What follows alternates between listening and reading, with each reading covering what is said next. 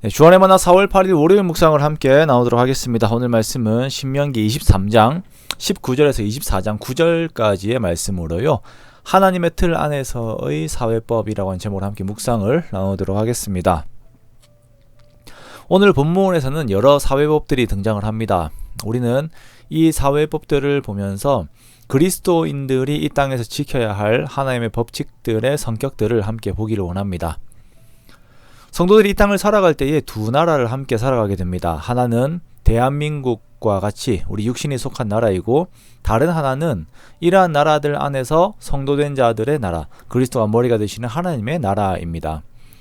자, 우리는 항상 내가 하나님의 나라에 속해 있다라는 것을 생각하면서 보이지 않는 하나님 나라의 법을 따르는 삶을 살아야 합니다. 그런데 이상하게도 하나님 나라의 법은 우리들이 손해를 보는 것처럼 느껴지는 다른 사람들에게 더 사랑으로 베풀어야 하는 법들입니다.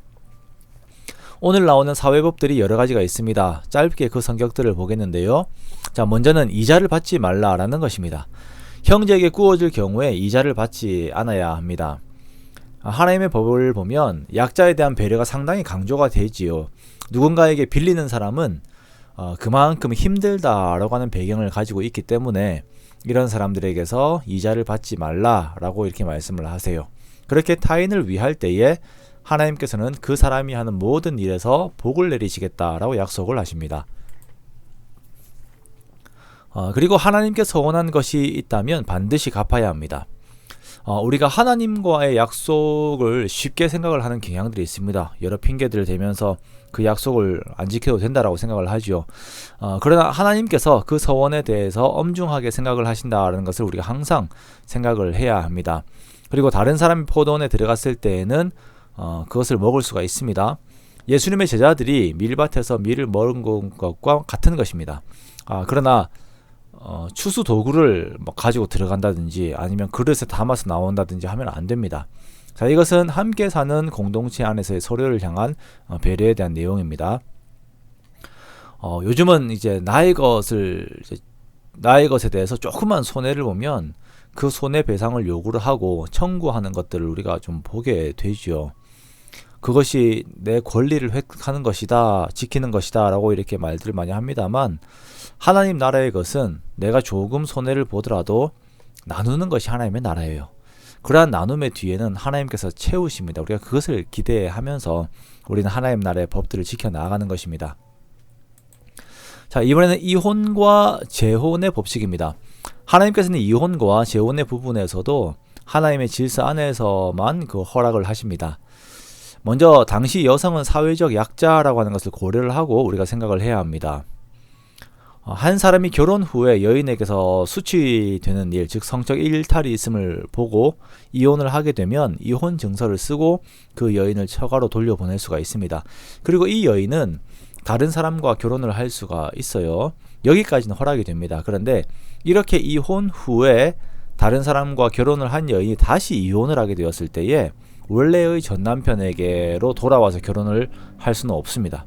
자, 이것은 가증한 것이 됩니다. 자, 하나님께서는 가정의 정결을 요구하시고 예수님께서 말씀을 하신 것처럼 가정은 하나님께서 이루신다라는 것을 이스라엘이 항상 기억을 하기를 원하고 계신 것이에요. 자, 이스라엘은 가나안과 같이 그 난잡한 생활을 해서는 안 됩니다. 하나님의 질서 안에서 가정을 이끌어 가야 됩니다. 그러므로 하나님의 백성들은 이러한 가정관을 가지고 있으면서 가정의 거룩을 항상 중요하게 생각을 해야 합니다. 자, 그리고 사람이 결혼을 하게 되면 이 사람은 1년 동안 군대에 징집하지 말라고 말씀을 하십니다. 그러면서 성경 표현 그대로 한가하게 집에 있으면서 그가 맞이한 아내를 즐겁게 해야 합니다.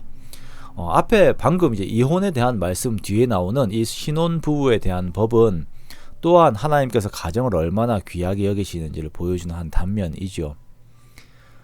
사람은 다른 사람의 소유를 전당을 잡을 때에 그 사람의 생존을 건들 수 있는 것을 전당 잡으면 안 됩니다.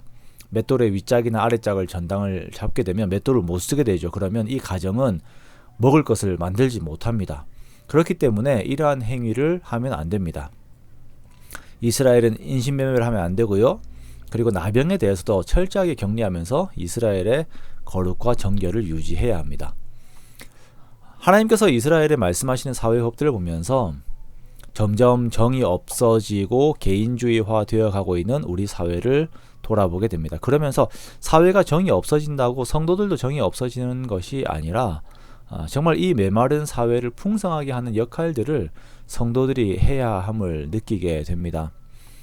우리가 손해를 보지 않는 그 어떤 약은 성도들이 되는 것이 아니라 정말 사랑으로 베풀어서 사회와 삶을 풍성하게 하는 우리가 되기 원합니다. 그렇게 하나님의 기쁨이 되고 하나님의 채우심을 항상 얻는 그러한 복된 저와 여러분의 삶이 되시기를 주님의 이름으로 축원합니다.